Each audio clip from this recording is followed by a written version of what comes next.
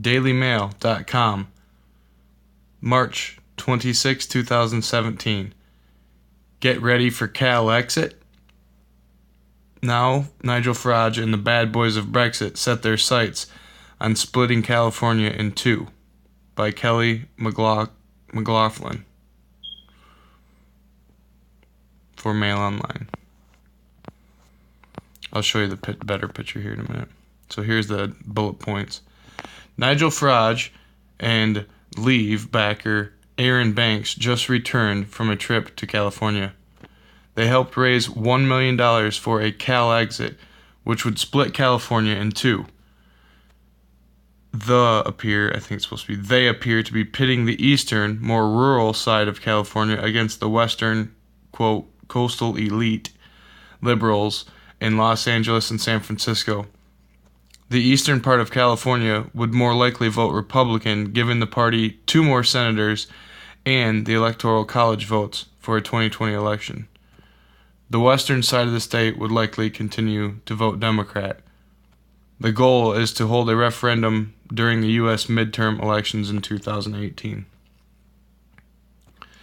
The bad boys of Brexit, who led the campaign to break Britain away from the European Union, have taken on a new exit challenge, splitting California into 2 states. Former UKIP leader Nigel Farage and Leave backer Aaron Banks have just returned from the United States, where they helped raise $1 million for a Calexit campaign which would split California into 2 eastern and western regions. There are several Calexit campaigns competing for a referendum in the United States, with one aiming to remove the state from America entirely as a response to Donald Trump being elected last year. Farage and Banks, who led the Leave.eu campaign, appear to be pitting the eastern, more rural side of California against the western coastal elite liberals in Los Angeles and San Francisco. So here's a map, as you can see. Okay, I'm just going to slowly slide it up here so you can see where they're drawing their proposed boundary. The notables are that Orange County would be in east, and Sacramento would be in the east too, I suppose. If broken apart, the eastern part of California would more likely vote Republican, giving the party 2 more senators and Electoral College votes for a 2020 presidential election. The western side of the state would likely continue to vote Democrat in elections.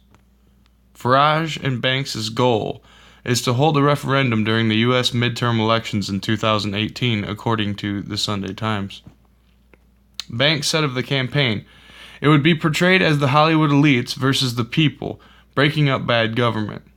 78% of people in California are unhappy with their government. It's the world's 6th largest economy, and it's very badly run." Banks said that he and Farage wanted to show people in California how to light a fire and win the Calexit referendum.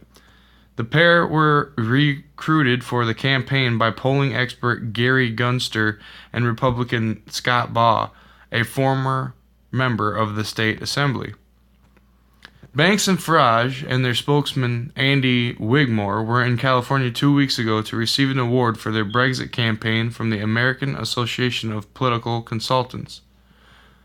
While in the state, Farage attended several events in Orange County, where Baugh is based, and about $1 million was raised for the Calexit campaign. Wigmore said that those who raised money, agriculture tycoons and tech entrepreneurs, have felt left out since former President Ronald Reagan. This has been done before with West Virginia and North and South Dakota, so it can work, he said. Banks added, "We were saying that the people said the same about Brexit, and we just went and did it. The money was pledged to take it to the next level. This could be the greatest political showdown ever." Gunster has helped win 30 state referendums in America and predicted the EU would vote within 0.01%. In California, 365,800 people have to sign a petition for a proposition to appear on a ballot. With a population of nearly 40 million, California is one of the most diverse states in America, with whites outnumbered by Hispanics and members of other ethnic groups. In 2015, it also had the sixth largest economy in the world, according to the International Monetary Fund, ahead of France and India. In November's election, the state broke nearly 2-1 in favor of Trump's Democratic opponent, Hillary Clinton. Another Calexit campaign emerging, called Yes California, would see the state seceding from America entirely. Should that initiative make it on the ballot, a yes vote would repeal clauses in the California Constitution stating California is an inseparable part of the United States and that the United States Constitution is the supreme law of the land, a statement from California's Secretary of State Alex Padilla's office said. Voters would then need to decide in another referendum in 2019 whether California should become a separate country. Yes, California campaigners are pushing for independence on the grounds the state is out of step with the rest of the U.S. and could flourish on its own. In our view, the United States of America represents so many things that conflict with Californian values, and our continued statehood means that California will continue subsidizing the other states to our own detriment and detriment of our children, according to their website. Farage, the former UKIP leader, was the first British politician to meet Trump after his election win. He and the other bad boys of Brexit held a boozy Washington, D.C. party ahead of now President Donald Trump's inauguration in January. Farage toasted the billionaire tycoon in front of a rowdy crowd during a speech ahead of the presidential win. In his speech to the packed room, he said, "Brexit was great, but Trump becoming president is Brexit plus. He was right when he said it was a movement, but a movement can't exist or flourish without a leader, and Trump is the only man I've met in my life who has made me feel like an introvert.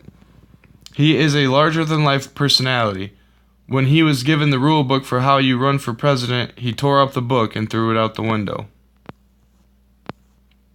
And I guess when I look back in the years to come, perhaps the greatest joy of 2016 was the realization as state after state in the Midwest went red just to see the faces of those Democrats. I've spent most of my life in politics being regarded, I suppose, as the patron saint of lost causes. Though most of my life, what happens in America in terms of social trends or developments, we follow 4 or 5 years later. America is the leader. Now I would like to think in my own little way that what we did with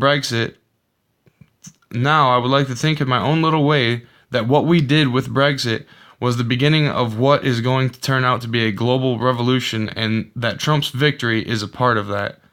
Farage said, "We've had Brexit, and perhaps that contributed just a little bit to things changing in the USA, and who's to say that bandwagon won't continue to roll in 2017 across much of Europe?" In February, Farage posted a picture of him having dinner with the Donald on Twitter. Finding common ground with some of Trump's criticism, the political establishment of the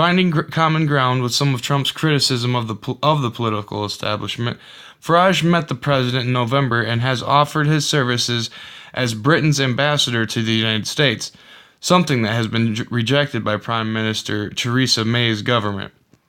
Entitled Dinner with Donald, Farage posted a picture of himself smiling at the camera with Trump and 4 other people around a table in a photo which gave the location as Trump International Hotel. That's the end of the story.